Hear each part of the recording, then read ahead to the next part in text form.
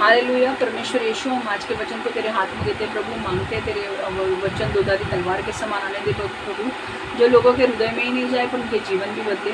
मैं मांगती हूँ परमेश्वर, हर एक को ब्लेस कर, हर एक को आशीर्वादित कर। जो ये वचन सुन रहा है प्रभु, उसे अनुग्रह दे कि वचन को अंदर लेने के लिए, अपने जीवन में लागू करने के लिए उसे मदद कर प्रभु, अनुग्रह दे उसे और उसका जीवन बदल प्रभु। जब वचन पर हम चलते हैं तब हमें आशीष मिलता है। वचन सुनने से हमें विश्वास आता है, पर वचन पर चलने से हमें आशीष मिलता है। तो हमें परमेश्वर वचन में चलने वाले लोग बनने हैं प्रभु, सिर्फ सुनने वाले नहीं पर वचन पर चलने वाले लोग बनने हैं। तो परमेश्वर, मैं आज के वचन को तेरे हाथ में देती हूँ। मैं मांगती हूँ वचन क्लैरिटी से आए मेरे ज़ुबान के ऊपर, तू पूरा नियंत्रण ले। मैं सिर्फ वही बोलूँ जो तू चाहे प्रभु। यीशु के नाम से मैं मांगती हूँ कि पवित्र आत्मा मेरे ज़ुबान के ऊपर तू नियंत्रण ले और तू मेरे द्वारा बात कर। यीशु के नाम से मैं प्रार्थना करती हूँ, आमेन आमेन आमेन। ठीक है, तो वचन की शुरुआत हो रही है हमारी 1 राजा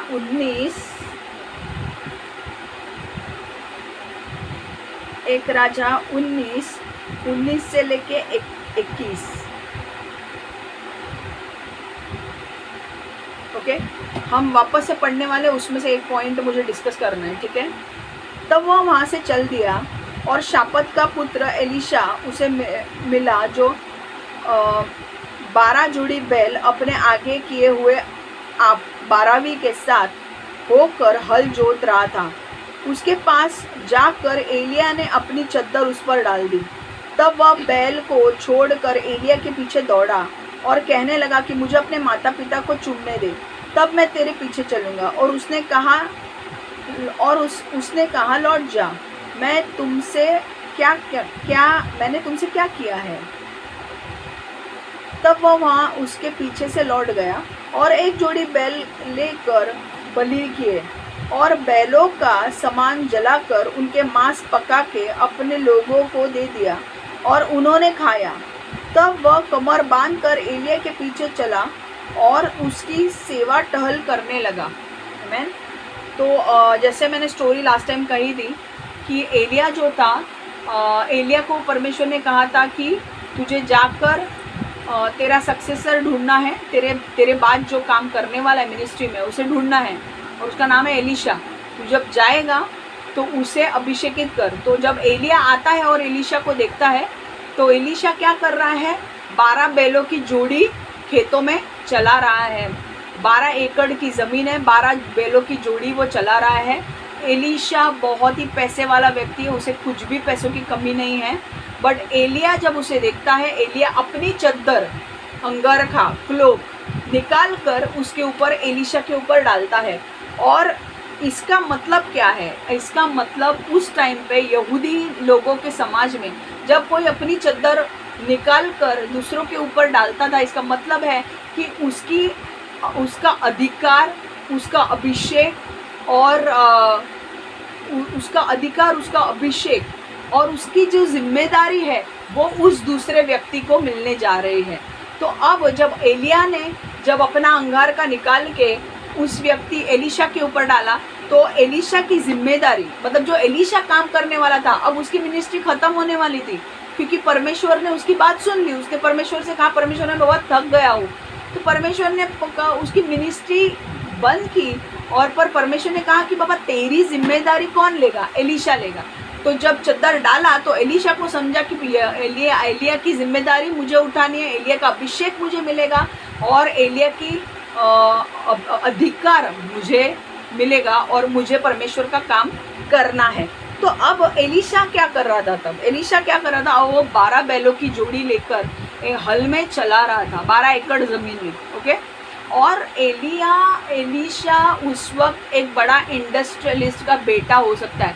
अगर आप अभी का देखोगे तो बड़े बड़े इंडस्ट्रियलिस्ट लोग जो है, ओके, अंबानी है, टाटा है, बिरला है, आप अगर उनको देखोगे तो वो लेवल का एलीशा की लेवल थी। समझ में आ रहा है? क्योंकि 12 एकड़ ज़मीन थी और 12 जोड़ी बैल थे। उस टाइम पे गधा होना मर्सिडीज होना जैसे था। समझ में आ रहा है? तो इतना पैसा था उसके पास कि उसके पास 12 जोड़ी बैल थे और ऐसी इतने एनिमल्स उस वक्त अपने पास होना मतलब बहुत बड़ी बात है। 12 एकड़ ज़मीन अपने पास होना मतलब बहुत बड़ी बात है। ये मतलब मान लो मुकेश अंबानी के जैसे तरीके से वो था। और सपोज मान लो कि मुकेश अंबानी के लड़के को कॉल आता है परमेश्वर से कि भाई चलो तुमको परमेश्वर बुलाने वाला है मिनिस्ट्री के लिए। मैं एक एग्जाम्पल दे रही हूँ, ठीक है, डरने की कोई ज़रूरत नहीं है। आप लोग आपके इंडस्ट्री में ही ठीक हो, बट अगर कॉलिंग आता है तो क्या करोगे, ठीक है। तो अब हुआ ऐसे कि जब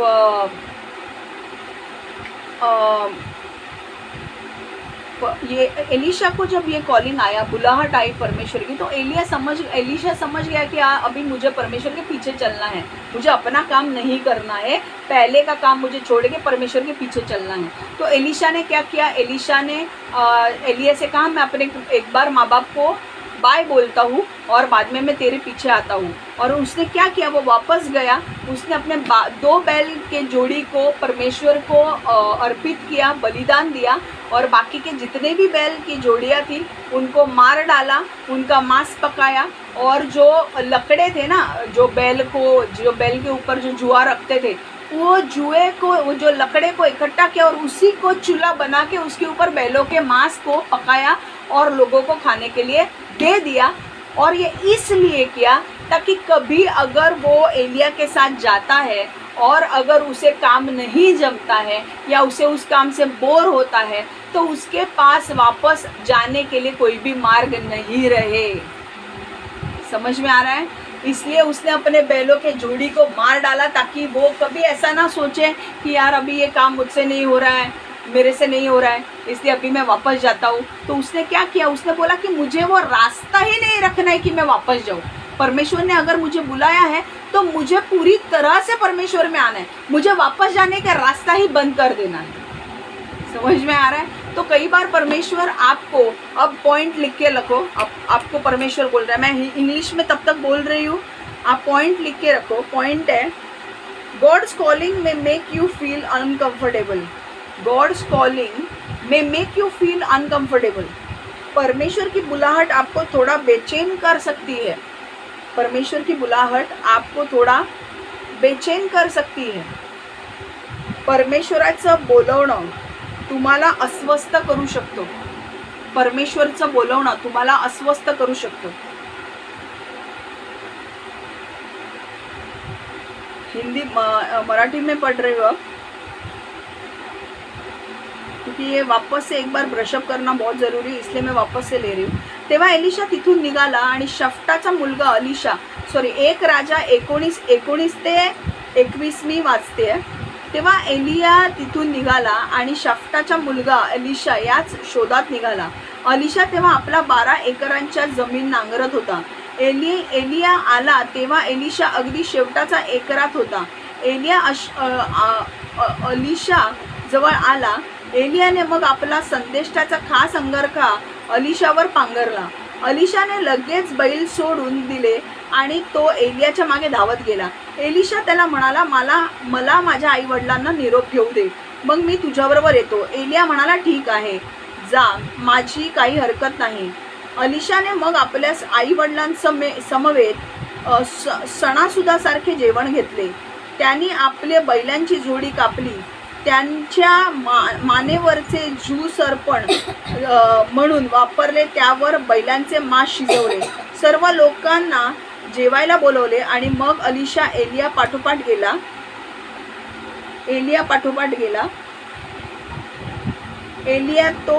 एलियाचा तो मदतनीस झाला। तो मैंने स्टोरी जो बताई वही मैंने मराठी में ये किया है।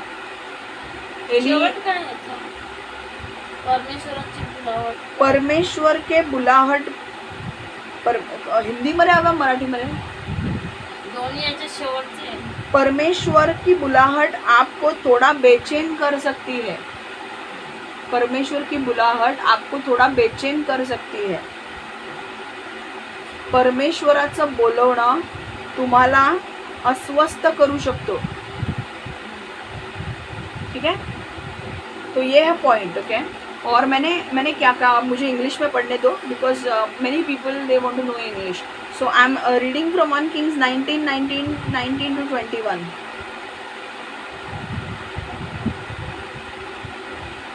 So Elijah went from there and found Elisha, son of Shaphat.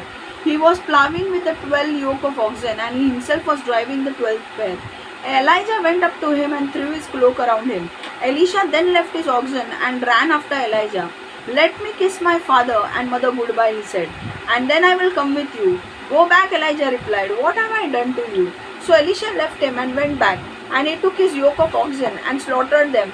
He burned the plowing equipment to cook the meat and gave it to the people, and they ate. And then he set out to follow Elijah and became his servant.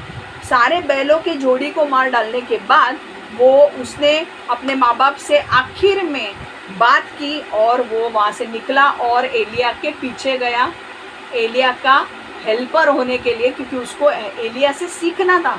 Okay, सो थोड़े दिन एलिया रहने वाला था, एलिया से सारे कुछ सीखना था और फिर उसको क्या करना था, फिर उसको अपनी मिनिस्ट्री स्टार्ट करनी थी. आने वाले दिनों में हम देखेंगे कि एलिशा ने जब एलिया का साथ दिया और एलिया के साथ रहा, और जब एलिया को परमेश्वर, आपको पता है एलिया जो उसका मेंटोर था, मतलब उसका पिता जैसा था, जो उसको सिखा रहा था, टीचर बोल सकते हैं. आपको पता है जब एलिया का समय आया तो स्वर्ग से एक बेल, एक चैरियट ऑफ फायर आया. चैरियट ऑफ फायर मतलब एक ऐसी बेल, एक ऐसे घोड़े की जोड़ी आई जो आग से भरी हुई थी, और वो आई और उसने एलिया को वो रथ में बिठाया और वो जोड़ी लेकर गई एलिया को. समझ में आ रहा है? ये बहुत इंटरेस्टिंग स्टोरी हम आगे सुनेंगे.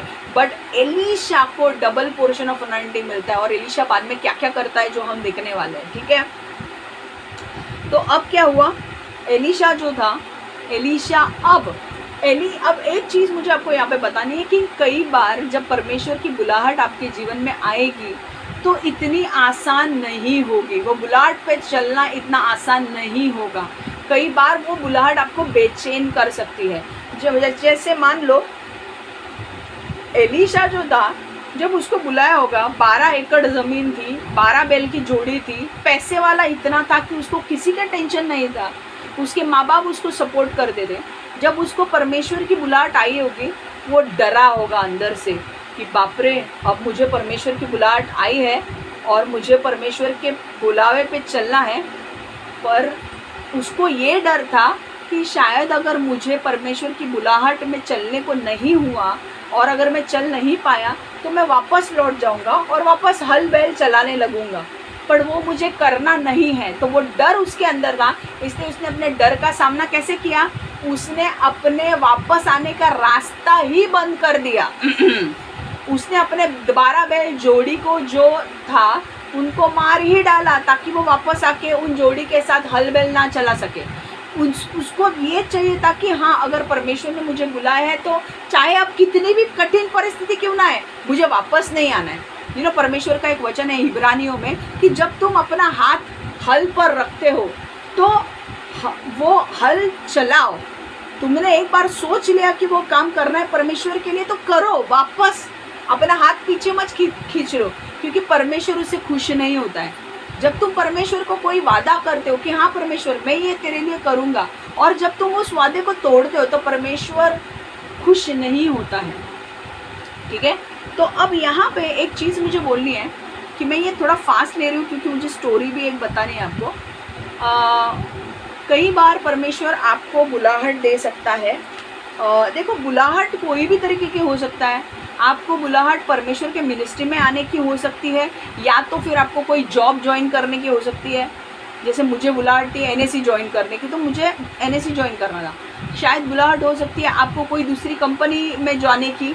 कई एक लड़की के साथ आपको परमेश्वर ने दिखाया होगा कि उस लड़की के साथ शादी करना आपकी बुलाहट है, वो लड़के के साथ शादी करना आपकी बुलाहट है. आप किसी के साथ भी मज़ा नहीं मार सकते क्योंकि परमेश्वर का मकसद है उन तुम दोनों को लेकर उसे कुछ करना है. तो आप कुछ बुलाहट आपके ऊपर रखी होगी, तो आप ऐसा मत समझा रहे हमको क्या बुलाहट है. नहीं, आपको भी परमेश्वर, अगर आप अभी फेज में हो, अभी परमेश्वर नहीं बोल रहा है आपको, क्योंकि आप जहाँ पे हो आप सही जगह पे हो. पर एक वक्त आएगा जब परमेश्वर आपको बोलेगा कि आपका एग्जिस्टिंग जॉब छोड़ दो, आपका एग्जिस्टिंग जो गर्लफ्रेंड है, आपकी जो आपकी अपनी अभी गर्लफ्रेंड है, उसको छोड़ दो, क्योंकि मैं तुझे एक लड़की दिखा रहा हूँ, तुझे उसी के साथ शादी करनी है, क्योंकि वही लड़की के साथ तू मेरा मकसद पूरा कर पाएगा। उसके बाद एक लड़का होगा, उस लड़के के साथ आप जब करोगे, उस लड़के के साथ जब आप जाओगे, और अगर परमेश्वर ने कहा कि भाई ये लड़का नहीं है, तुम उस लड़के के साथ जाओगे, तो आप परमेश्वर का मकसद पूरा नहीं कर पाओगे, क्योंकि शायद वो लड़का तुम्हारे मकसद को नहीं समझेगा। जो परमेश्वर ने लड़का या लड़की रखी है, वो आपके मकसद को समझेगी और आगे लेकर भी जाएगी आपको। समझ में आ रहा है? तो कई बार आपको ना कुछ छोड़ना पड़ेगा परमेश्वर के लिए, और वो चीज़ आपको बेचैन कर सकती है अगर आप उसके साथ अटैच्ड हो तो। अब ये कितने साल, 12 साल हो गए, कितने साल ये 12 बैलों की जोड़ी को लेकर 12 एकड़ ज़मीन पर हल चला रहा होगा। एंड अचानक से जब परमेश्वर का कॉलिंग, बुलाहट आई होगी एलीशा को, तो एलीशा को भी पता है कि मुझे अब ये छोड़ना पड़ेगा। पर उसने एक चीज़ क्या की, उन सबको जला दिया, उन सब का मांस पकाया और बैलगाड़ी को जला दिया, उनका चूल्हा बनाया और बैलों को मार डाला, उनका खाना बनाया, ताकि वो वापस कभी अपनी बुलाहट से दूर ना हो सके, या वो वापस कभी हल चलाने ना आए। आमीन। ऐसा ही हमें रहना है। जब हमें परमेश्वर कोई भी बुलाहट में बुलाता है, we have to be so careful कि नहीं, हम पूरा करेंगे ही, वापस नहीं आना है, क्योंकि परमेश्वर उससे खुश नहीं होता है। जब हम परमेश्वर की बुलाहट में चलते हैं, परमेश्वर उसमें हमें आशीष देगा। ऐसा हो सकता है कि जब आप परमेश्वर की बुलाहट में चलेंगे, आपको बेचैनी हो सकती है। मैं वापस बोल रही हूँ, मुझे एक स्टोरी आपको बतानी है, बट वापस मुझे परमेश्वर बोल रहा है कि आपके अंदर एक ना अचानक से एक बेचैनी आ सकती है कि परमेश्वर तो मुझे ये लड़की तो बता रहा है कि इसके साथ मुझे शादी करनी है, पर मुझे डर लग रहा है। परमेश्वर मुझे तो लड़का तो बता रहा है कि इसके साथ मुझे शादी करनी है, पर मुझे डर लग रहा है वापस से ये कुछ गलत काम करेगा, तो एक बेचैनी है। परमेश्वर एग्जिस्टिंग जॉब छोड़ने के लिए बोलता है। अमेरिका में सिलिकॉन वैली में जॉब लगा है, और अब परमेश्वर बोल रहा है सिलिकॉन वैली से निकलो और इंडिया में, बैंगलोर में स्टार्टअप चालू हो रहा है, उसका CEO बनो। तो आपको सिलिकॉन वैली में जो पैकेज मिलता था वो आपको बैंगलोर में नहीं मिलेगा। तो आपको भी ये लगेगा कि यार परमेश्वर ऐसा क्यों बोल रहा है, मतलब हमको वो पैकेज नहीं मिलेगा, एक बेचैनी होगी। बट आप जब परमेश्वर के बुलाहट में चलोगे और आप वो सिलिकॉन वैली का जॉब छोड़ोगे और आप बैंगलोर आओगे, आपको सबसे ज़्यादा सेटिस्फैक्शन, काम करने का सेटिस्फैक्शन बैंगलोर में मिलेगा। हालेलुया। जब आप वो लड़की के साथ शादी करोगे जो परमेश्वर आपको दिखा रहा है, आपके अंदर डर ज़रूर होगा, बट जब आप उसके साथ शादी करोगे, वो शांति परमेश्वर आपको देगा। आप बोलोगे यार मैं खाली फुकट डर रहा था, ये लड़की के साथ तो मुझे इतना अच्छा लग रहा है, पूछो मत। आप बोलोगे मैं खाली फुकट डर रहा था इस लड़के के साथ शादी करने के लिए, ये लड़का तो मेरे अपेक्षा से बाहर अच्छा निकला यार, मैं उसके लिए अलग सोच रहा था, पर ये तो बहुत ही अच्छा निकला। ओके, तो जब परमेश्वर आपको कुछ देता है ना, इतना ध्यान में रखो, वो आपको बेस्ट ही दे रहा है। ओके, तो कई बार आपको जॉब छोड़ने के लिए बोलेगा, कई बार आपको एग्जिस्टिंग गर्लफ्रेंड छोड़ने के लिए बोलेगा, कई बार आपको कई बार ऐसा होगा कि परमेश्वर आपको बोलेगा कि जॉब छोड़, अभी तुझे बच्चे हुए हैं, अब तू बच्चों को देख। तो कई बार तुम्हें लग सकता है कि यार मैं तो अपने पीक करियर पे हूँ एंड अभी मुझे बच्चे के लिए जॉब छोड़ना है। तो कई बार हमें फील होता है ना कि हम टॉप लेवल पे है, सब हमें जानते हैं।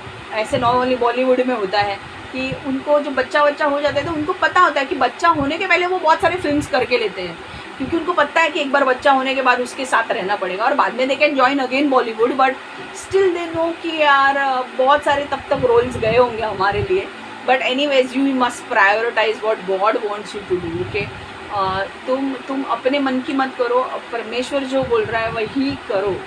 ओके, तो कई बार आपको आपका कॉलिंग बेचैन कर सकता है। It's not easy to follow God. Okay, जब यीशु क्रूज पर जा रहा था तो यीशु को गार्डन ऑफ गत्सेमनी, एक बगीचे, गत्सेमनी के बगीचे में वो गया और वो प्रार्थना कर रहा था, वो बेचैन हो गया था, वो प्रार्थना कर रहा था, और वो याकूब, यूहन्ना और पतरस को बोल रहा था कि तुम लोग प्रार्थना करो मेरे साथ, क्योंकि मुझे बहुत बेचैनी हो रही है। और वो इतना बेचैन हो रहा था कि उसके सिर से स्वेट ऑफ ड्रॉप्स, मतलब पसीना आ रहा था, ओके, जब वो प्रार्थना कर रहा था।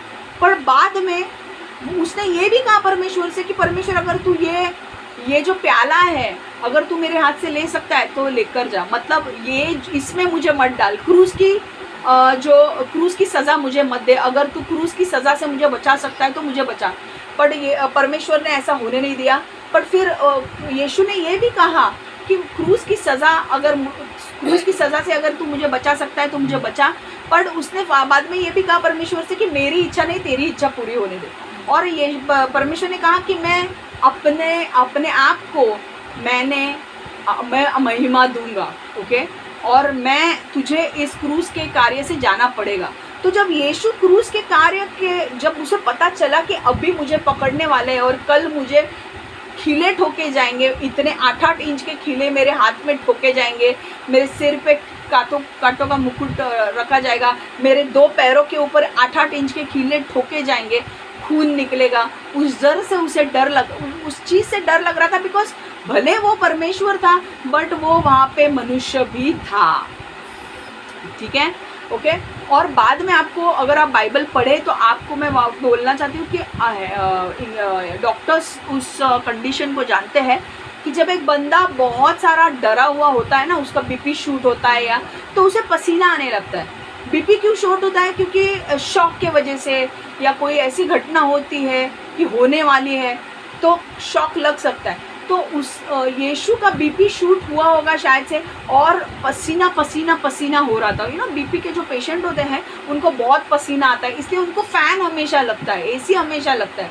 और इतना ही नहीं, बाद में एक ऐसी कंडीशन यीशु की आई कि उसके सिर से पसीना खून में निकलने लगा, जो पसीना था वो खून में बदल गया और वो निकलने लगा। मतलब इतने लेवल की कंडीशन आई, इतना डरा हुआ था वो कि डेफिनेटली डरा हुआ होगा क्योंकि वो परमेश्वर था, बट उस टाइम पर उसे परमेश्वर के कोई भी हक इस्तेमाल नहीं करना था। उसे परमेश्वर नहीं रहना था, उसे मनुष्य रह के क्रूस पर जाना था। आमीन। अगर आपके यहाँ पे आपको अगर गैस जलता है, लाइट आपको आग लगती है तो हाथ जलता है, तो आप कैसे करते हो? आपको लगता है। आपको अगर एक सुई नीडल भी आपको प्रिक हो गई तो आपको दुखता है। वो उसे पता था कि मुझे 8-8 इंच के खिले अपने ऊपर लेने हैं कल। उसे ये भी पता था कि उसे 39 कोड़े कल खाने, और 39 कोड़े खाने के बाद कोई आदमी जिंदा नहीं रहता है। उसे वो खा के अपना क्रूस उठा के 8-8 इंच के जो खिले थे, 8 इंच के खिले अपन घर में ठोकते हैं, वो छोटे छोटे खिले होते हैं। 8 इंच के खिले उसके यहाँ पे ठोके गए, हाथों में इधर, ओके, और सर पे उसको कांटों का मुकुट डाला गया, और पैरों को दोनों को एक साथ रख के उन दोनों पैरों के अंदर खिले ठोके गए। आप सोचो कितना दर्द हुआ होगा, और वो आदमी को क्या लगा होगा कि कल उसकी ऐसी मौत आने वाली है। सबसे भयानक मौत थी वो रोमन एम्पायर में। एक्चुअली रोमन एम्पायर के लोग 39 कोड़े मार के ही छोड़ देते थे, क्योंकि उनको पता है 39 कोड़े खा के कोई भी आदमी जिंदा नहीं बचेगा। बट यीशु जिंदा बचा क्योंकि उसको क्रूस पर जाना था। समझ में आ रहा है? तो अभी मुझे एक स्टोरी बतानी है। अगर आपको कोई भी कॉलिंग आ रहा है, अगर परमेश्वर का कोई भी बुलाहट आपके पास आ रही है, मैं थोड़ा फास्ट जा रही हूँ क्योंकि मुझे एक स्टोरी लेनी है आज। मुझे परमेश्वर ने कहा कि वो स्टोरी ले, तो मैं वो स्टोरी ले रही हूँ। स्टोरी ये है कि यूहन्ना की स्टोरी। कई बार देखो, पहले आपको थोड़ा बहुत ये मैं बोल देती हूँ कि पहली बार जब आपको परमेश्वर जब बुलाएगा ना, तो परमेश्वर की बुलाहट जब आप सुनते हो तो उसे अनदेखा मत करो, उसका रिस्पॉन्ड करो। रिस्पॉन्ड मतलब आप उसको बताओ कि आप क्या करना चाहते हो, कि आप परमेश्वर के साथ चलना चाहते हो या नहीं चलना चाहते हो, और क्लियरली कम्युनिकेट करो परमेश्वर के साथ कि नहीं परमेश्वर, मैं ये काम करूँगा, ठीक है। क्योंकि many are called but few are chosen, मतलब बहुत सारे लोगों को बुलाया गया है बट बहुत कम लोग उस बुलाहट पे चलते हैं। आपको पता है कितने सारे लोगों की बुलाहट है बहुत बड़े बड़े काम करने की, बट उस बुलाहट को वो लोग पूरा नहीं करते क्योंकि वो डरते हैं। तो डर आपके अंदर आएगा, बट उस डर के आगे जीत है। और परमेश्वर आपको अनुग्रह देगा, परमेश्वर आपको शांति देगा, परमेश्वर आपको सारी चीज़ें उपलब्ध करके देगा उस बुलाहट पे चलने के लिए। ठीक है, तो एक वचन मैं आपको बोलना चाहती हूँ।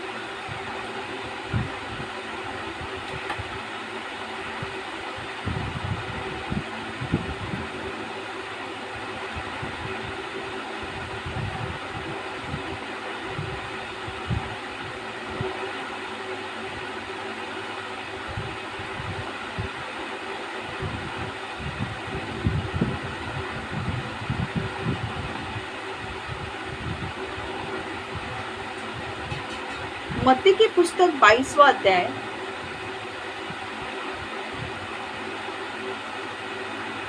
मत्ती की पुस्तक 22वां अध्याय 14वां वचन।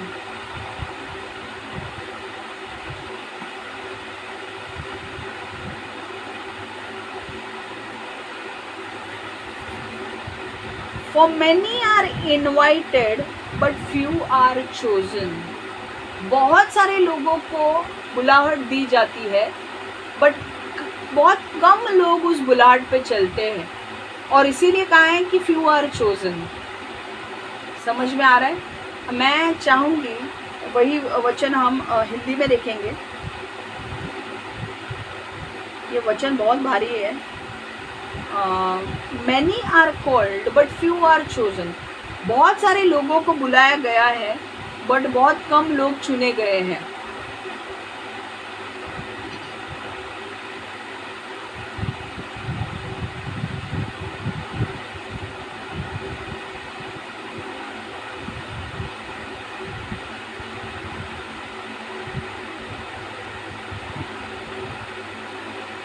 कारण बोलवलेले पुष्कळ आहेत, पण निवडलेले थोडे। हालेलुया। मैंने क्या बोला? बोलवलेला मतलब ज्यांना काम करायला परमेश्वर ने बोलवलंय वो बहुत सारे लोग हैं, बट बहुत कम लोग हैं जो परमेश्वर को रिस्पॉन्ड करते हैं, परमेश्वर की बुलाहट पे चलते हैं। हालेलुया। आपको कैसे लोग बनना है? आपको उस बुलाहट पे चलने वाले लोग बनना है। ऐसे नहीं कि बुलाया परमेश्वर ने और आपको डर के मारे आप पीछे बैठ गए। आप कभी जीवन में कुछ हासिल नहीं कर पाओगे। डर के आगे जीत है। डर को छोड़ दो, आगे बढ़ो। परमेश्वर हर चीज़ से आपको उपलब्ध करेगा, हर चीज़ से। मैं आपको चाहिए तो पार्ट 2 में अपने खुद के पर्सनल एग्जाम्पल्स भी बताऊंगी। ये पार्ट 2 इसका होगा, तो कि कैसे जब मुझे बुलाहट में बुलाया गया था तो क्या हो रहा था मेरे साथ। ओके, तो ये मैं पर्सनल अभी बताऊंगी, बट अब मुझे एक आपको दिखाना है कि क्या होता है ना। एक प्रॉफिट था। ओके, सॉरी, मैंने हिंदी में नहीं बोला है, अभी हिंदी में भी बोल देती हूँ, वरना हिंदी वाले लोगों को बुरा लगेगा।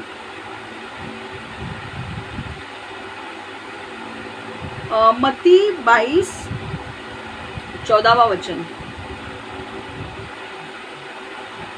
मत्ती 22:14 वचन। क्योंकि बुलाए हुए तो बहुत, परंतु चुने हुए थोड़े हैं।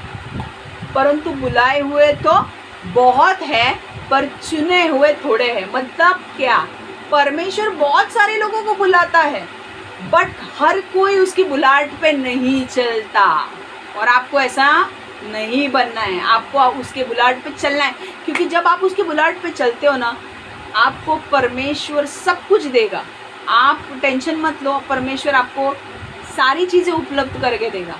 मैं अपने खुद के पर्सनल एक्सपीरियंसेस बताऊंगी। अगले हफ्ते हम पार्ट 2 इसका करेंगे। जब मुझे बुलाहट दी गई तो मेरे साथ क्या हुआ, मेरे पर्सनल एक्सपीरियंसेस क्या थे, कुछ लोगों ने क्या करने की कोशिश की, हम नेक्स्ट वीक देखेंगे। बट अब मुझे जाना है योना में, क्योंकि योना जो है ये जो योना का जो ये है,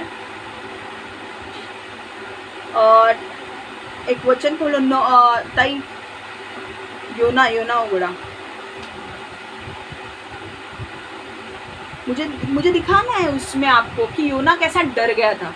मैं जो बोल रही हूँ ना कि कई बार आपको बुलाहट में डर लगेगा, मैं आपको बताना चाहती हूँ।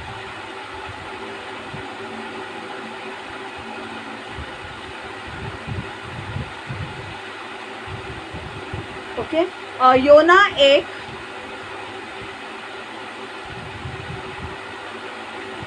ओके, मैं इंग्लिश में पहले पढ़ूंगी because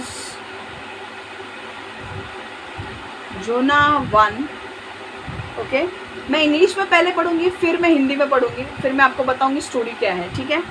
Jonah flees from the Lord. The word of the Lord came to Jonah, son of Amittai. Go to the great city of Nineveh and preach against it, because its wickedness has come up before me. But Jonah ran away from the Lord and headed for Tarshish. He went down to Joppa, where he found a ship bound for that port. After paying the fare, he went aboard and sailed for Tarshish to flee from the Lord. Then the Lord sent great wind on the sea, and such a violent storm arose that ship threatened to break up. All the sailors were afraid, and each cried out to his own God, and they threw the cargo into the sea to lighten the ship. But Jonah had gone below deck, where he lay down and fell into deep sleep. The captain went to him and said, "How can you sleep? Get up, call on your God. Maybe he will take notice of us so that we will not perish." Then the sailors said to each other, "Come, let us cast lots to find out who is responsible for this calamity." They cast lots, and the lot fell on Jonah. So they asked him, "Tell us, who is responsible for making all this trouble for us? What kind of work do you do? Where do you come from? What is your country? From what people are you?" He answered, "I am a Hebrew. I worship the Lord, the God of heaven, who made the sea and dry land." This terrified them, and they asked, "What have you done?" They knew he was running away from the Lord, because he had already told them so. The sea was getting rougher and rougher, so they asked him, "What should we do to you to make the sea calm down for us?" "Pick me up, throw me into the sea," he replied, "and it will become calm. I know that it is my fault that this great storm has come upon you." Instead, the men did their best to row back to land, but they could not, for the sea grew even wilder than before. Then they cried out to the Lord, "Please, Lord, do not let us die for this man's life. Do not hold us accountable for killing an innocent man, for you, Lord, have done as you please." They took Jonah and threw him overboard, and the raging sea grew calm. And all these men greatly feared the Lord, and they offered sacrifices to the Lord and made vows to him. The Lord provided a huge fish to swallow Jonah, and Jonah was in the belly of the fish 3 days and 3 nights. ठीक है, okay. अब ये story क्या है सुनो। देखो, योना को अब मैं हिंदी में पढ़ रही हूँ, फटाफट हिंदी में आपको बताती हूँ, फिर हम मराठी में पढ़ेंगे। यहोवा का यह वचन, योना 1 पढ़ रही हूँ मैं। यहोवा का यह वचन अमित्ते के पुत्र योना के पास पहुंचा। अब अमित्ते के पुत्र योना कौन था? योना एक भविष्यवक्ता था, ठीक है। उठ, अब क्या पहुंचा देखो, धीरे धीरे पार्ट में ले रही हूँ ताकि स्टोरी समझे। यहोवा का वचन अमित्ते के पुत्र योना के पास पहुंचा। उठकर उस बड़े नगर निनेवे को जा और उसके विरुद्ध प्रचार कर, क्योंकि उसकी बुराई मेरी दृष्टि में बढ़ गई है। तो योना कौन था? भविष्यवक्ता था। और परमेश्वर ने योना को क्या काम दिया कि तुझे निनेवे ये जगह जाना है, ओके। और निनेवे जगह मतलब ईरान, इराक या सीरिया आता है उस टाइम का, अब इस टाइम का, ठीक है। और वहाँ के जो लोग थे वो बहुत ही डेंजरस लोग थे, बहुत ही गंदे काम कर रहे थे। उनके पाप इतने हो चुके थे कि परमेश्वर के नज़र में आए थे, और परमेश्वर उनसे खफा था उस देश से, निनेवे से। और परमेश्वर ने योना से कहा कि जा और निनेवे में प्रचार कर, जो मैं बोल रहा हूँ वो जाके प्रचार कर। पर अब देखो आगे क्या लिखा है, क्योंकि मैं जा और निनेवे में प्रचार कर, क्योंकि उनके पाप मेरे दृष्टि में आ गए हैं। परंतु यहोवा के सम्मुख से तार्शीश को भाग जाने के लिए उठा। पर योना यहोवा के सम्मुख से तार्शीश को भाग जाने के लिए उठा। देखो एक्चुअली हुआ क्या था, निनेवे जो देश था वो बहुत ही डेंजरस देश था। वहाँ की पनिशमेंट भी थी ना, अगर तुमने कुछ गड़बड़ की ना तो वहाँ पे पनिशमेंट करके मतलब तुम्हारे अंदर से ना एक पोल डाला जाता था, एक इतना बड़ा रॉड है ना वो तुम्हारे अंदर घुसाया जाता था, और वो बहुत डेंजरस पनिशमेंट देता था वो देश। और योना जो था ना वो डर गया, बाप रे मैं वहाँ पे जाऊँगा, वो राजा से कहूँगा या उन लोगों से कहूँगा कि परमेश्वर निनेवे को नष्ट करने वाला है पाप, तो उनके पापों के वजह से, तो वो लोग मुझे मार डालेंगे। इसलिए उसने क्या किया, निनेवे यहाँ पे है उसने बोट पकड़ी टार्शीश जाने के लिए, जो यहाँ पे है। मतलब परमेश्वर बोल रहा है तुझे निनेवे जाना है। अभी उसको बोट कौन सी पकड़नी चाहिए थी? निनेवे की बोट पकड़नी चाहिए थी, पर उसने पकड़ी बोट उल्टी, टार्शीश को जाने वाली। हाँ, और अब देखो, अब मज़ा देखो, अब वो किसके साथ मज़ा कर रहे हैं? परमेश्वर के साथ मज़ा कर रहे हैं। कमाल है।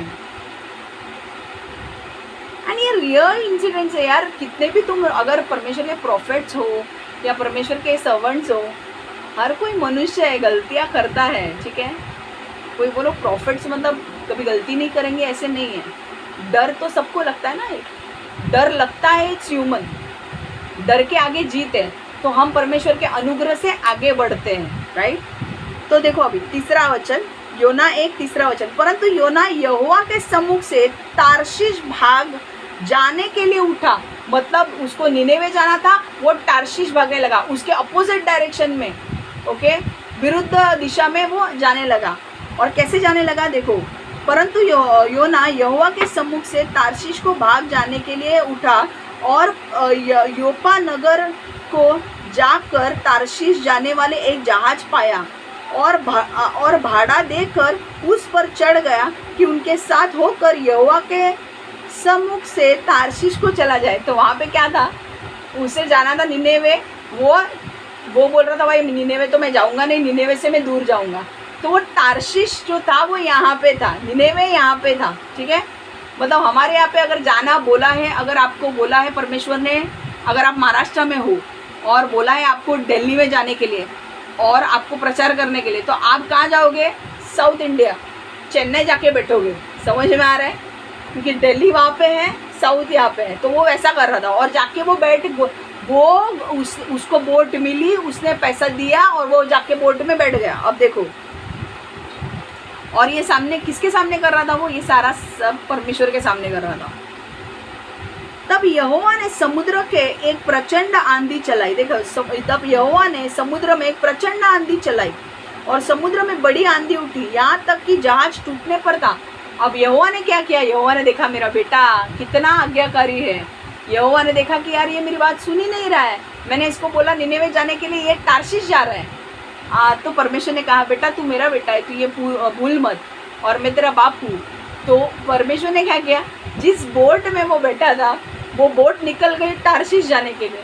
तो परमेश्वर ने लहरें, आंधी तूफान चला दिया समुंदर में, और वो लहरें इतनी थी कि वो बोट टूट सकती थी। मतलब आप सोचो, जो लोग सेलर्स हैं, ओके, जो लोग एक माल, आपको पता है ना, माल लेकर जाते हैं ना, जो लोग बोट चलाते हैं, आंधी तूफान जब आते हैं ना, तो उनको पता होता है कि भाई क्या लेवल का खतरा है, ओके।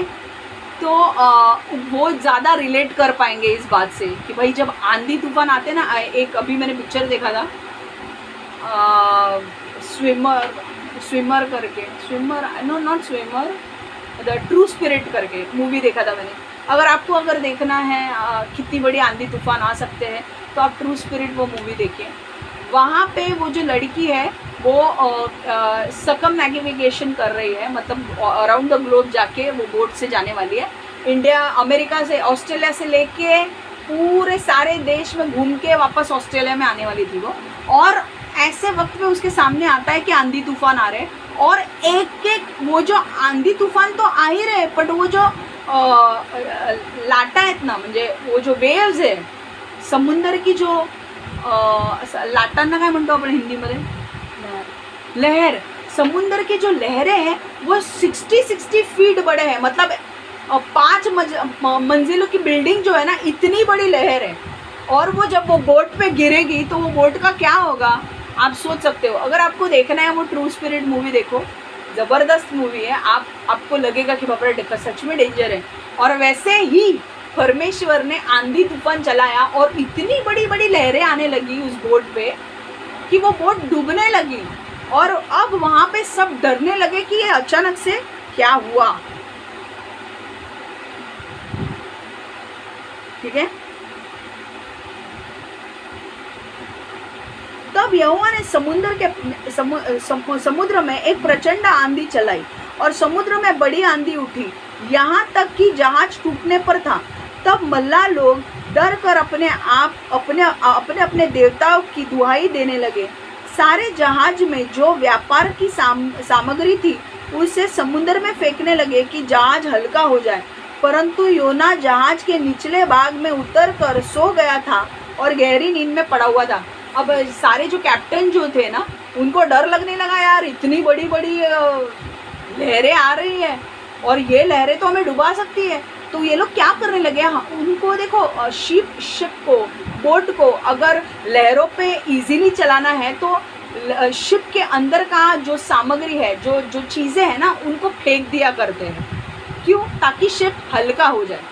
ओके, हल्का होगा तो पानी पे तैरेगा, नीचे डूबेगा नहीं। तो उन्होंने क्या किया, वो खाने का सामान जो था ना वो उठा के फेंकने लगे नीचे।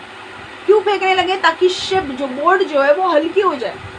और ये सब लोग काम में जुटे हुए थे, उस बोट में जितने लोग थे। सिर्फ योना जो था वो नीचे के डेक में गया था, नीचे की जगह पे गया था और वो सो रहा था। ठीक है,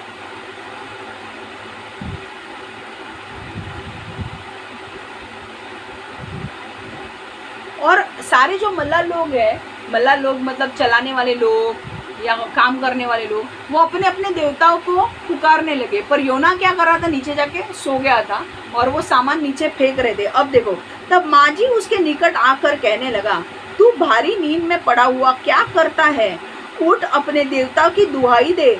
संभव है कि परमेश्वर हमारी चिंता करे और हमारा नाश न हो। तो एक बंदा आता है उसके पास, योना के पास, और योना को उठाता है कि भाई तू सो क्या रहा है, तू पागल है क्या, हमारी बोट डूब रही है, तू सो क्या रहा है? उठ और अपने परमेश्वर के पास प्रार्थना कर, शायद तेरे परमेश्वर तेरी सुन ले और हमें बचाए। तब उन्होंने आपस में कहा, आओ हम चिट्ठी डालकर जान ले कि यह विपत्ति हम पर किस कारण पड़ी है। तब उन्होंने चिट्ठी डाली और चिट्ठी योना के नाम पर निकली। उस टाइम पे ये बहुत कॉमन था कि अगर कोई समस्या आती थी, ओके, उनके ऊपर, तो उस समस्या किसके वजह से आई है वो जानने के लिए वो क्या करते थे ना, चिट्ठियाँ डालते थे, सबके नाम की चिट्ठी। अगर हमारे घर में 10 लोग रहते हैं और हमारे घर में सपोज समस्या कुछ आई है, तो वो मानते थे कि समस्या किसी के वजह से आई है। तो वो लोग क्या करते थे, वो 10 लोगों के नाम उस चिट्ठी में लिखते थे और वो चिट्ठी डालते थे। वो जो चिट्ठी उठाकर जिसका नाम आता था उसके ऊपर वो ब्लेम किया जाता था कि तेरी वजह से ये समस्या आई है, और ये सच भी होता था। इस तरीके से परमेश्वर उनसे बात करता था। समझ में आ रहा है? उस दिन मैंने कहा ना, पीटर गलती किया, चिट्ठी डाली, मथायस का नाम निकला, पर मथायस 11वां 12वां डिसाइपल नहीं था। तब पतरस के अंदर पवित्र आत्मा आया था। पवित्र आत्मा के द्वारा अगर वो जानने की कोशिश करता तो उसे समझता कि पौलुस 12वां चेला था। पर ये तब तक योना के इसमें जो उन्होंने चिट्ठी डाली, उन्होंने कोई गलत नहीं किया था, तब पवित्र आत्मा नहीं आया था, यीशु भी नहीं आया था। ठीक है, तो ये एक तरीका था जानने का कि भाई ये किसके वजह से हुआ है। और उन्होंने क्या किया, फटाफट सबके नाम लिखे, चिट्ठियाँ डाली और चिट्ठी में निकला योना का नाम। अब देखो आगे क्या होता है।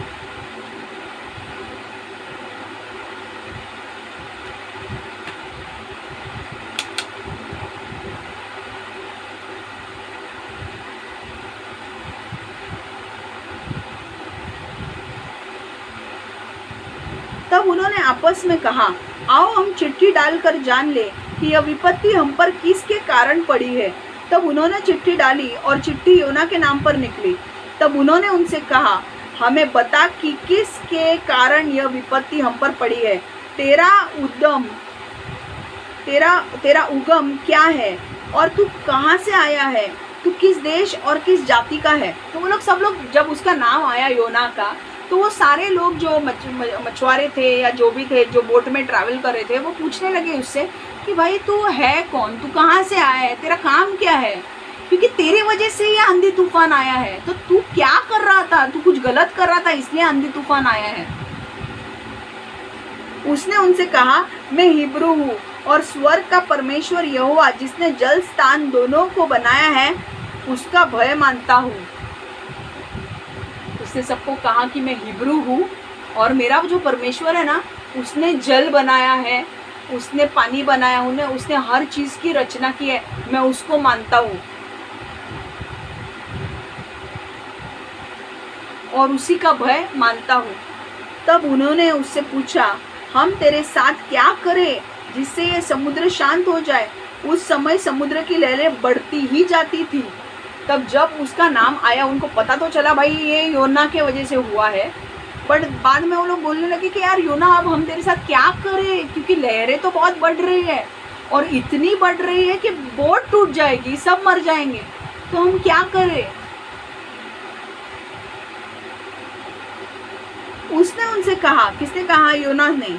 योना ने उनसे कहा, मुझे उठाकर समुद्र में फेंक दो, तब समुद्र शांत पड़ जाएगा, क्योंकि मैं जानता हूँ कि यह भारी आंधी तुम्हारे ऊपर मेरे कारण ही आई है। तो उसने कहा, जोना को पता था कि जोना भाग रहा था परमेश्वर से, और परमेश्वर ने इसीलिए आंधी तूफान चलाया ताकि योना भाग नहीं पाए। तो इसका अर्थ क्या है? योना को डर था। कई बार तुम्हें बुलाहट को पूरा करने के लिए अंदर डर आएगा, पर वो डर को अपने अंदर मत लेने दो, वो डर के आगे जाके जीतो, क्योंकि डर के आगे जीत है। डरोगे कभी बुलाहट पूरी नहीं कर पाओगे। और परमेश्वर अगर तुम्हारे ऊपर बहुत मेहरबान होगा ना, परमेश्वर तुम्हें वापस उस बुलाहट में लेकर जाएगा। ओके, तो योना को क्या हुआ? योना ने उसे कहा कि देखो मुझे पता है कि आपके ऊपर जो आंधी तूफान आया है मेरी वजह से आया है, क्योंकि मैंने परमेश्वर की बात नहीं मानी है। आप एक काम करो, आप मुझे उठाओ और समुद्र के बोट से समुद्र में फेंक दो।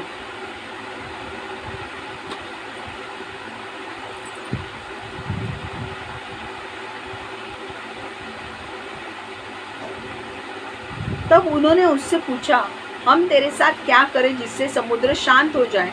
उस समय समुद्र की लहरें बढ़ती ही जाती थी। उसने उनसे कहा, मुझे उठाकर समुद्र में फेंक दो, तब समुद्र शांत हो पड़ जाएगा, क्योंकि मैं जानता हूँ कि यह भारी आंधी तुम्हारे ऊपर मेरे कारण ही आई है।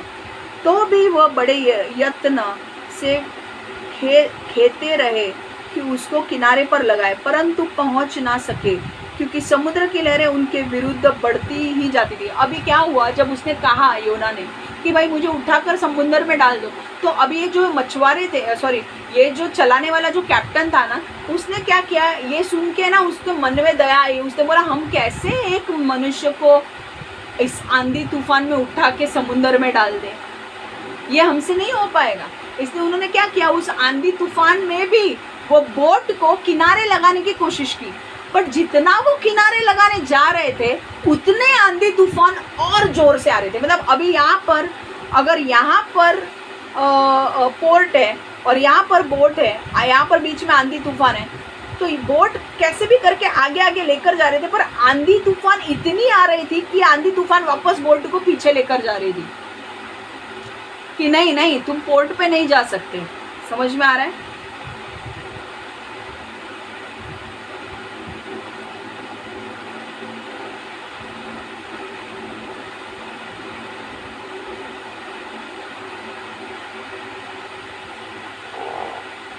ओके, उसने उनसे कहा, मुझे उठाकर समुद्र में फेंक दो, तब समुद्र शांत पड़ जाएगा, क्योंकि मैं जानता हूँ कि यह भारी आंधी तुम्हारे ऊपर मेरे ही कारण आई है।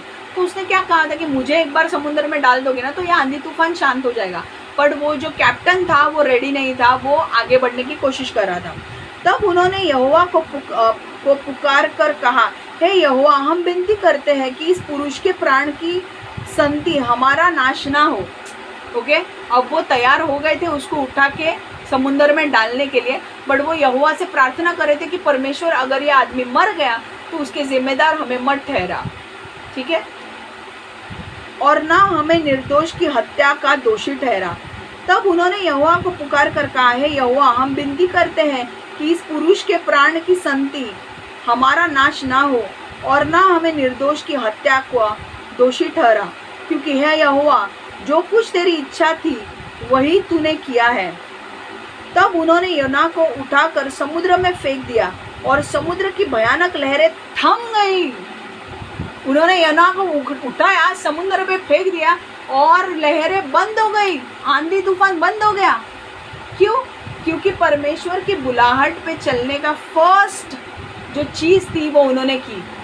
यहोवा को पोर्ट पे जाने नहीं दिया, यहोवा को बीच में ही समुद्र में डाल दिया। और जैसे डाल दिया, परमेश्वर ने देखा ठीक है चलो डाल दिया ना, अब आंधी तूफान शांत हो जाएगा, क्योंकि मेरा काम किससे है, योना से है। और मैंने आंधी तूफान योना के लिए लाया था ताकि योना पोर्ट पे ना पहुंच सके, पर मुझे बाकी के लोगों से कुछ भी मतलब नहीं है, तो मैं उनको आंधी तूफान में क्यों रखूं। वो बोट चली जाएगी फिर, और वो बोट चली गई।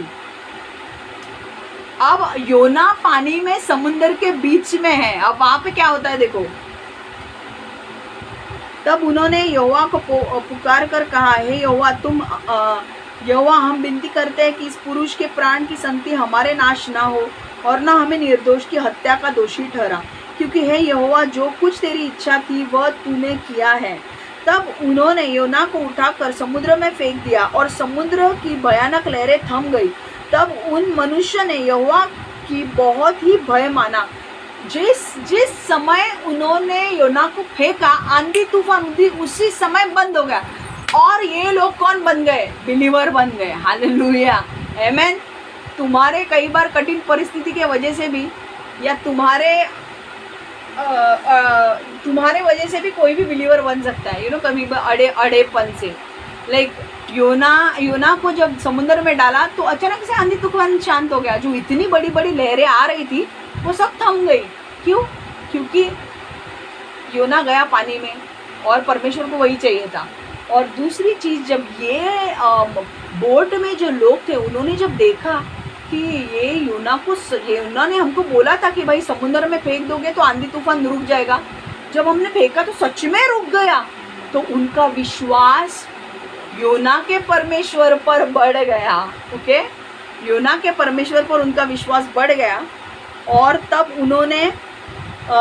उन मनुष्य ने यहोवा की बहुत ही भय माना। मतलब वो डर गए कि सच में योना का परमेश्वर एक जिंदा परमेश्वर है, और उसे भेंट चढ़ाई और मन्नतें मानी।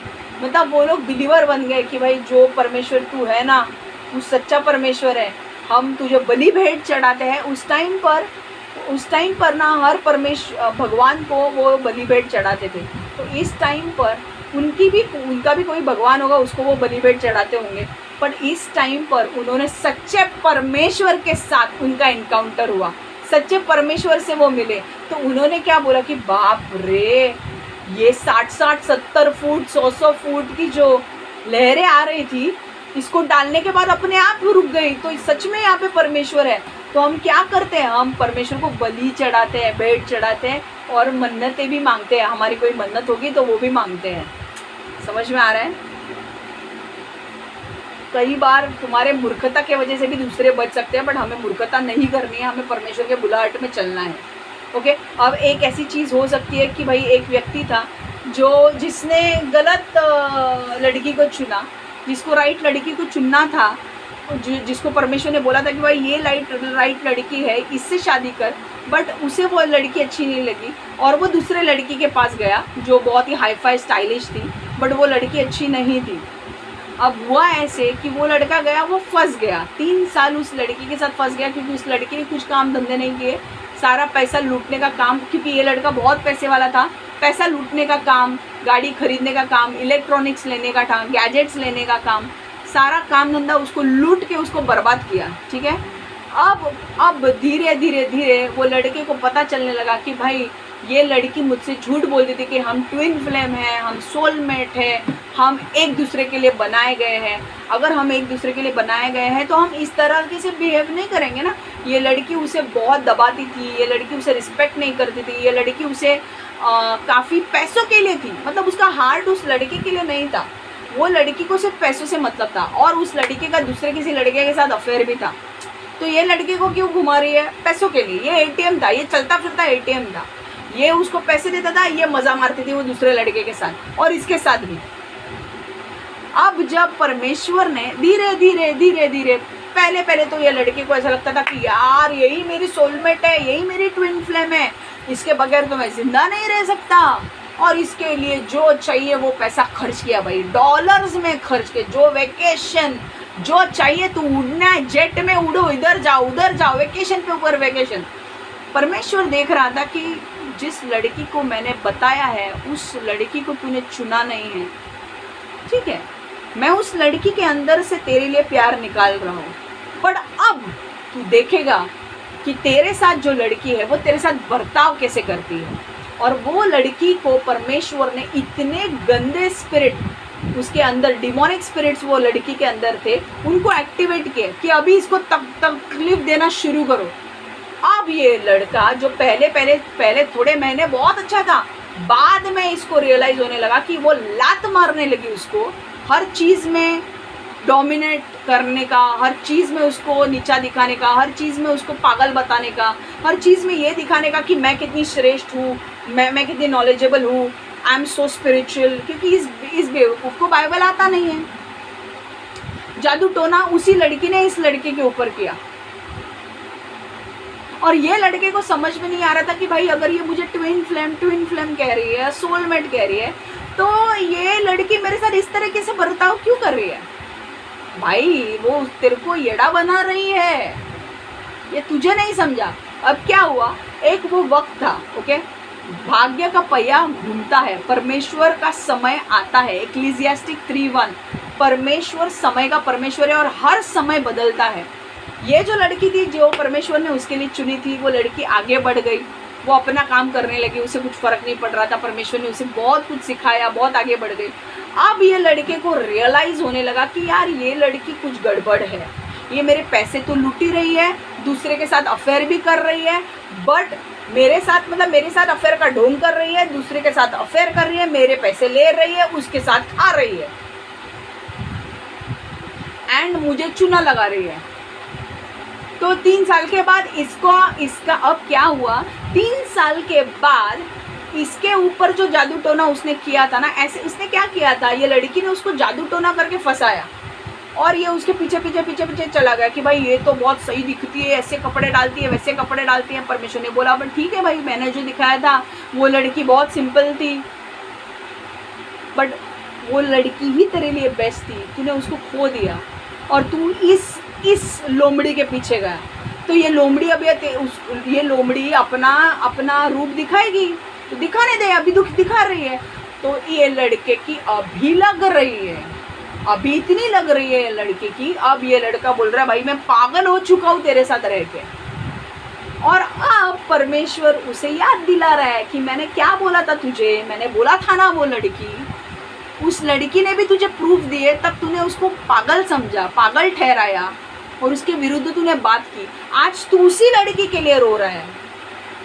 और अब क्या हो रहा है कि वो लड़की को छोड़ के वो दूसरे, जो पहली वाली जो लड़की थी ना, जहाँ पे परमेश्वर ने उसको बोला था जिसके साथ जाने के लिए, ये भी जोना की तरह दूसरी जगह पे गया था, इसको भी परमेश्वर खींच के लाएगा वो लड़की के पास। पर दुनिया अब इसके ऊपर हंसने वाली है। क्यों? क्योंकि इसने 3 साल बेवकूफ़ी की। ठीक है, उसे कुछ चीज़ें सीखनी थी, चीज़ें सीखनी थी, उसे लाइफ लेसन्स लेने थे, उसे भी समझना था। उसे लगता था कि कोई भी लड़की क्योंकि मैं बहुत हैंडसम हूँ, कोई भी लड़की मेरे पीछे आएगी और मैं भी ज़्यादा। परमेश्वर ने उसे दिखाया कि तूने 3 साल जिस लड़की के पीछे पैसा गवाया, एनर्जी गवाई, रिसोर्सेज गवाई, वो लड़की ने तेरे लिए कुछ भी नहीं किया, उसका किसी और के साथ चक्कर चालू था। तो तेरा फ़ायदा क्या है इतना उसके लिए करने का?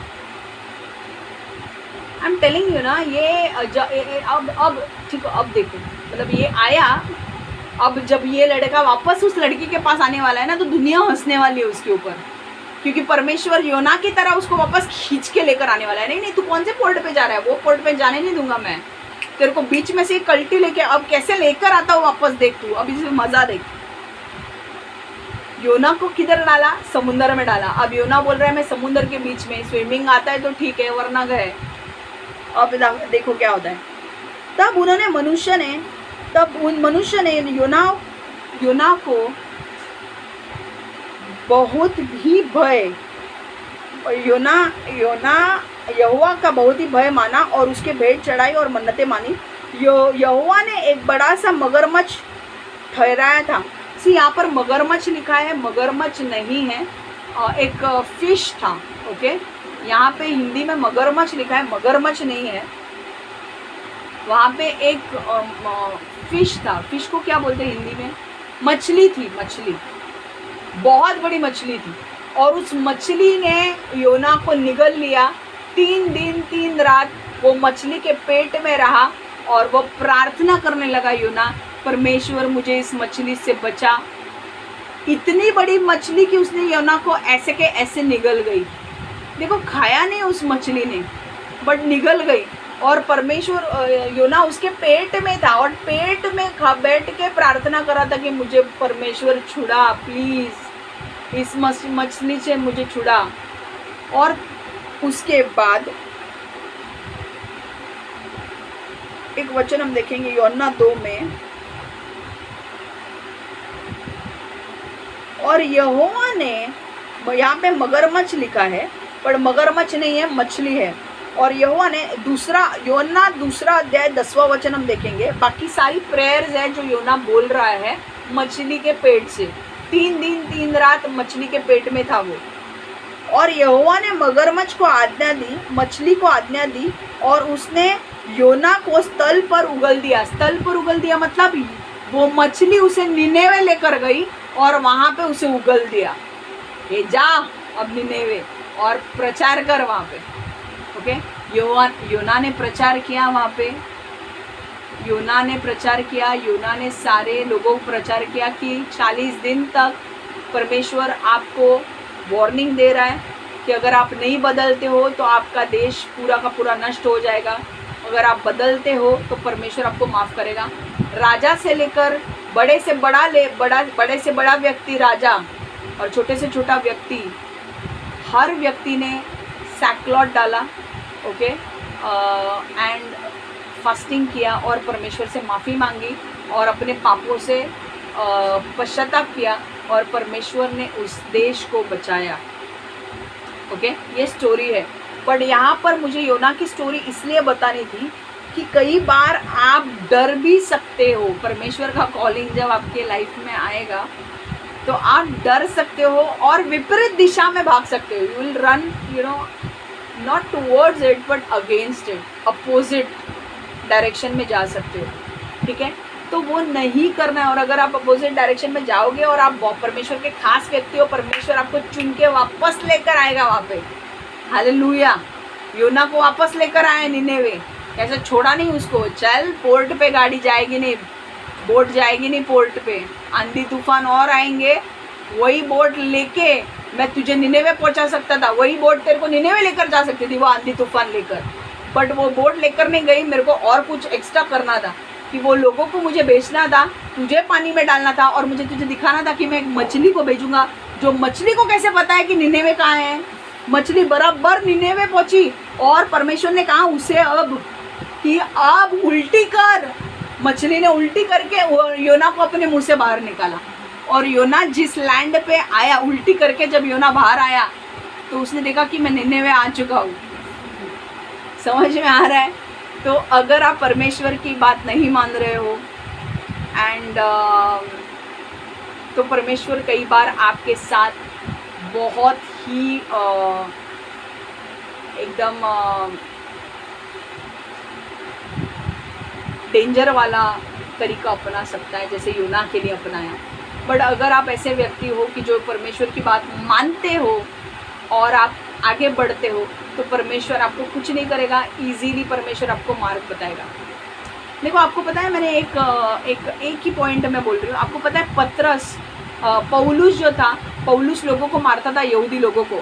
और एक बार परमेश्वर उसे मिला और रोशनी, दमस्कस जा रहा था पौलुस और रोशनी पर पौलुस के आंखों में आई और पौलुस को पूछा, पौलुस पौलुस तू मेरे लोगों को क्यों तकलीफ दे रहा है? तो पौलुस यहूदी लोगों को मारता था। तो परमेश्वर ने आकाशवाणी से पौलुस से बात की कि तूने मेरे लोगों को क्यों मार रहा है? तो पौलुस कहते तू कौन है? तो बोलता है मैं परमेश्वर हूँ, मैं यीशु हूँ जिससे तू मार रहा है। पौलुस डर गया और पौलुस की आंखें जो थी वो चली गई, मतलब 3 दिन वो कुछ नहीं देख पाया। और पौलुस को वो लोग निकल के एक जगह पे लेकर गए। अब वहाँ पे था कौन? अनानियास। अनानियास जो था ना, वो परमेश्वर का जन था। परमेश्वर ने अनानियास को बोला जा पौलुस के आंखों के ऊपर प्रेयर कर। वो बोलता है परमेश्वर मुझे माफ़ कर, कहीं पे भी और भेज, पौलुस के पास मत भेज। वो लोगों को परमेश्वर यीशु के पीछे चलने वाले लोगों को मारता है, मैं नहीं जाऊँगा। तो परमेश्वर ने अनानियास से कहा, अनानियास देख, मैं पौलुस मेरा आदमी है, मैं इसे इस्तेमाल करने वाला हूँ, तू जाके प्रार्थना कर वो तुझे कुछ नहीं करेगा। तब अनानास को परमेश्वर ने रास्ता बताया कि पौलुस कहाँ रहता है, एड्रेस बोला, ठीक है। अनानास उस एड्रेस पे गया, पौलुस के पास गया और पौलुस के ऊपर प्रेयर की, और पौलुस के आँखों से छिलके कुछ निकल गया और फिर पौलुस देखने लगा, और फिर पौलुस बदल गया और पौलुस यीशु के पीछे चलने लगा। और यीशु ने पौलुस से कहा, अब मैं तुझे यूनानी लोगों के पास लेकर जा रहा हूँ प्रचार करने के लिए। तू यहूदी लोगों को प्रचार नहीं करेगा, तू यूनानी लोगों के पास जाकर प्रचार करेगा। सो मिडिल ईस्टर्न कंट्रीज़ जो है, टर्की है, एफिसस है, गलीशियंस है, कोरिंथियंस है, वहाँ के जो जगह है वो सारे पौलुस की मिनिस्ट्री थी। वहाँ पे जाके वो प्रचार करने लगा। पर मुझे बोलना क्या है, अनानास भी डर गया था कि नहीं मुझे पौलुस के पास जाना है। अभी सपोज दाऊद इब्राहिम, सब लोग उसको डरते हैं क्योंकि उसने 1993 के इसमें ब्लास्ट किया। अब कोई बोलेगा कि यार दाऊद इब्राहिम के ऊपर जाके प्रेयर करो, तो सिंपल लोग तो डर ही जाएंगे, भाई हम नहीं जाएंगे भाई, क्या कौन सी गन वन रखी होगी, मार डालेगा।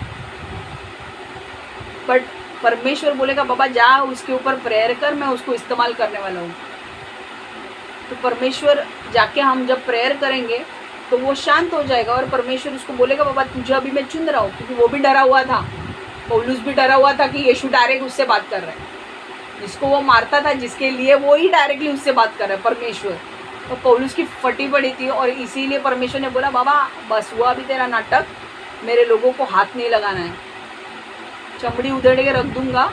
अभी एक चांस दे रहा हूँ, अनानास आके प्रेयर करेगा और उसके बाद यूनानी लोगों को प्रचार करना है मेरे बारे में जाके। मूसा का नियम तुझे बहुत अच्छी तरीके से आता है, यहूदी लोगों को प्रचार कर। यहूदी लोग उसकी सुन के अनसुना करते थे, इसलिए परमेश्वर इतना भड़क गया। परमेश्वर ने बोला भाई यहूदी लोगों के पास नहीं जाना है, यूनानी लोगों के पास जाना है, उनके साथ डिबेट कर, उनको बना और उनके यहाँ पे चर्चेस चालू कर। सो कोरिंथियंस, गलेशियंस, कोरिंथिया, गलातिया, एफिसिस, ये सारे जो चर्चेस है, ये सारे चर्चेस हमारे महान पौलुस ने स्टार्ट किए। ओके, और हमारे इंडिया में कौन आया था, परमेश्वर का चेला थोमा। ओके, तो थोमा आया था और थोमा ने प्रचार इंडिया में किया यीशु के बारे में। ठीक है, so you have to be very very grateful for this people कि जिन्होंने हमारे पास ये संदेश पहुंचाया। ठीक है, तो कई बार मैं आपको बोल रही हूँ कि कई बार योना की तरह आप कर सकते हो कि आपको कॉलिंग आएगा, आपको बुलाहट आएगी अमेरिका से इंडिया आने के लिए, और आप बोलोगे कि अमेरिका में इतना सब कुछ है, इतना अच्छा है, गंदा स्मेल नहीं आता, ये नहीं आता, और इंडिया ऐसा है। बट आप जब बुलाहट को सुनोगे और बुलाहट पर चलोगे, परमेश्वर आपको अमेरिका से भी ज़्यादा, अमेरिका में जितना ब्लेसिंग नहीं मिलता था उतना ज़्यादा इंडिया में ब्लेस करेगा। आमीन। तो यहाँ पे मैं अपना वचन एंड कर रही हूँ। मैं पार्ट 2 इसका ला रही हूँ। नेक्स्ट संडे हम पार्ट 2 लेंगे कि मैं अपने मेरे खुद के जो बुलाहट थी, मेरी जो बुलाहट थी पास्टर बनने की, वो बुलाहट के विषय में मैं बताऊंगी आपको, और कैसे लोगों ने मुझे गाइड किया, क्या किया, ताकि आपको भी ये रियलिटी पता चले। Okay, so God bless you all. पता है आपको बुलाहट के वजह से थोड़ा डर आ सकता है, बट आपको डर के आगे जीत है।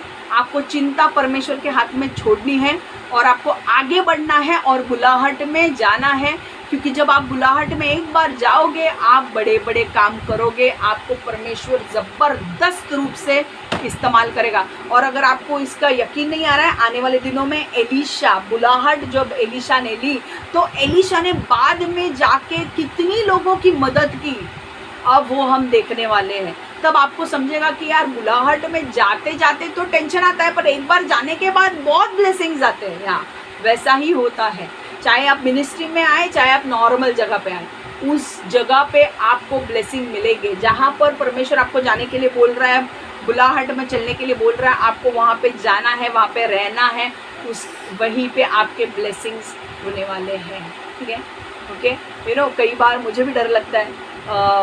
बहुत सारे लोग हैं जिनसे मुझे मिलना है। ओके, एंड मैं I am a very isolated person, मैं बहुत इंट्रोवर्ट हूँ। मुझे इतने जल्दी बात करने को या ये होता नहीं है। लोग कई बार मेरे जैसे मिडिल क्लास लोग हैं तो ठीक है, बट जो लोग बहुत हाई फाई लोग हैं, मैं उनसे काफ़ी मुझे अच्छा नहीं लगता है, पर परमेश्वर ने मुझे कहा है कि मुझे मिलना है उन्हें, मुझे भी डर लग रहा है, बट वो मेरा कॉलिंग है तो मुझे मिलना पड़ेगा, राइट।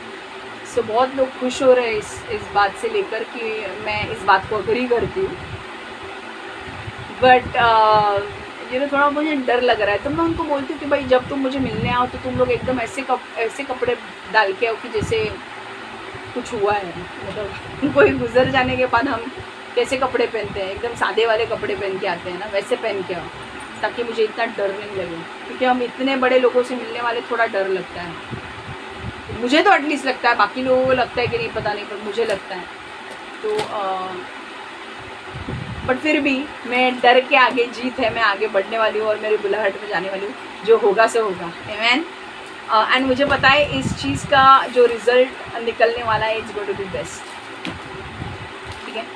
तो आपको यहाँ से क्या लेना है, आपको जब परमेश्वर बुलाएगा अपनी बुलाहट में, तो आपको थोड़ा सा बेचैनी हो सकती है, थोड़ा सा डर लग सकता है, थोड़ा अस्वस्थ तुम्हाला वाटू शकतो। ओ सॉरी, मराठी में नहीं बोला, अच्छा ठीक है, मैं मराठी में एक बार फटाफट रीड करती हूँ, क्योंकि उनको फिर लगेगा कि यार मराठी में नहीं लिया। फटाफट एक बार मराठी में रीड करती हूँ, प्रेयर करती हूँ, खत्म।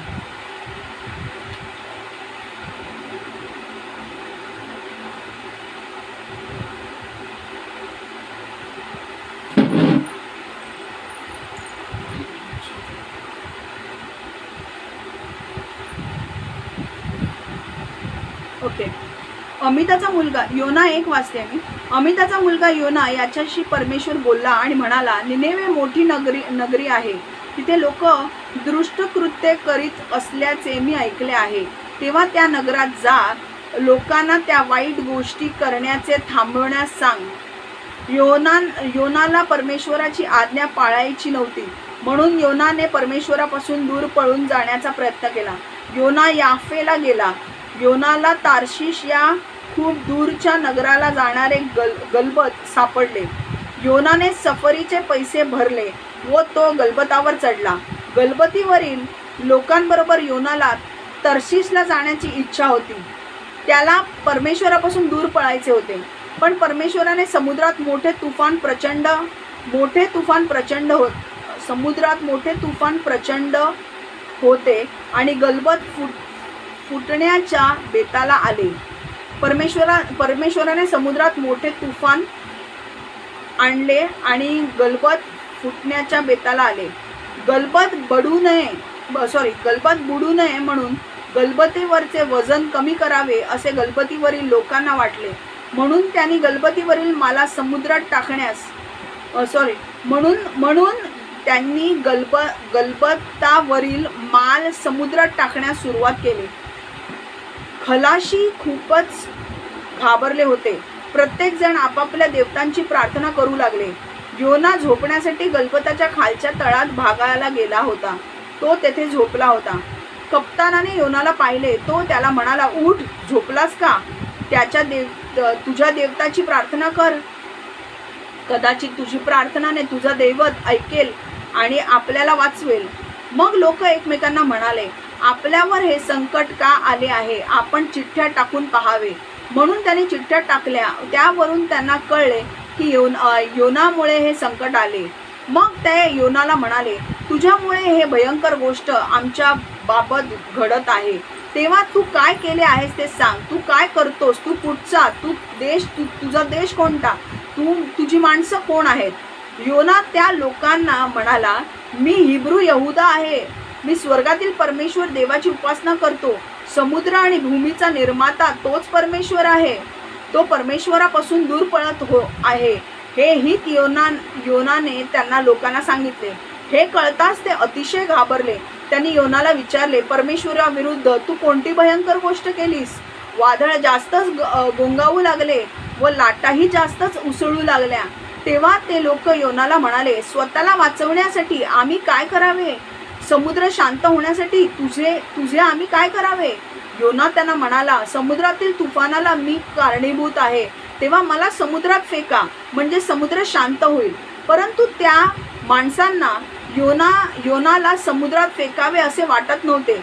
त्यांनी गलबत पुन्हा किनाऱ्याकडे नेण्याचा प्रयत्न केला, पण त्यांना ते शक्य झाले नाही.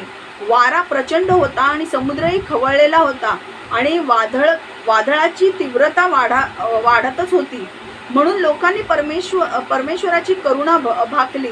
परमेश्वर त्यांना केलेल्या वाईट कृत्याबद्दल, आम्ही या माणसाला समुद्रात फेकत आहोत असे कृपया म्हणू नकोस की तू परमेश्वर आहेस आणि तुझ्या इच्छेप्रमाणे तू करशील, हे आम्हाला माहीत आहे, पण कृपा करून आमच्यावर दया कर. मग त्यांनी योनाला समुद्रात टाकले आणि तुफान थांबले. समुद्र शांत झाला. हे पाहताच ती माणसे परमेश्वराला घाबरू लागली व मान देऊ लागली. त्यांनी परमेश्वराला यज्ञ केली आणि नवस केले. योना समुद्रात पडल्यावर त्याला गिळण्यासाठी परमेश्वराने एक मोठा मासा निवडला. योना 3 दिवस आणि 3 रात्र माशाच्या पोटात होता. योना 2 लास्टचा वर्स. मग परमेश्वर माशाशी बोलला आणि माशाने उलटी करून योनाला कोरड्या भूमीवर टाकले. ओके, सो यहाँ से अभी फिनिश हो गया. तो यहाँ से हमें सिर्फ यही समझता है कि कई बार कॉलिंग जब परमेश्वर आपको देगा तो आपको डर भी लग सकता है, बेचैन हो सकते हो, आपको डर लग सकता है कि आगे क्या होगा. ओके, पर ये सारी चीज़ें को टैकल कैसे करने हम आगे के वचन में देखेंगे. और मेरे साथ क्या हुआ था, मेरे कॉलिंग में बुलाहट में आने के लिए क्या क्या हुआ था, वो भी हम थोड़ा बहुत देखेंगे ताकि आपको प्रैक्टिकल नॉलेज मिले आपको कैसे डील करना है. ठीक है, तो नेक्स्ट पार्ट में वो होने वाला है.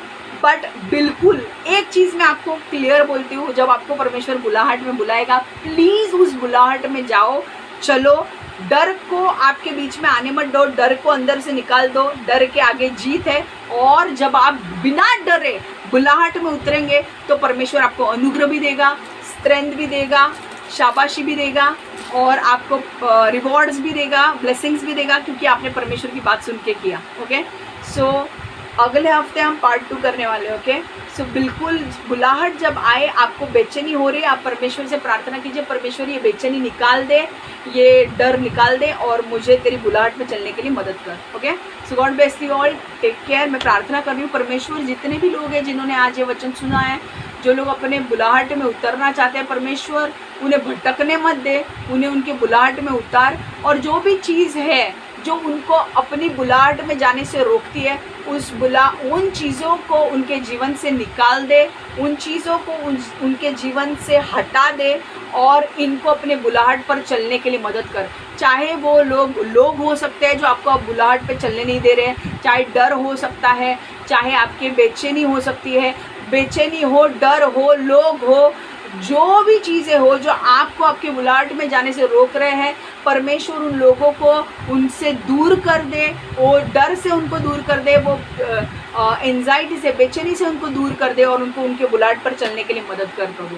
यीशु के नाम से हम प्रार्थना करते हैं. Amen, amen, amen. God bless you all, take care.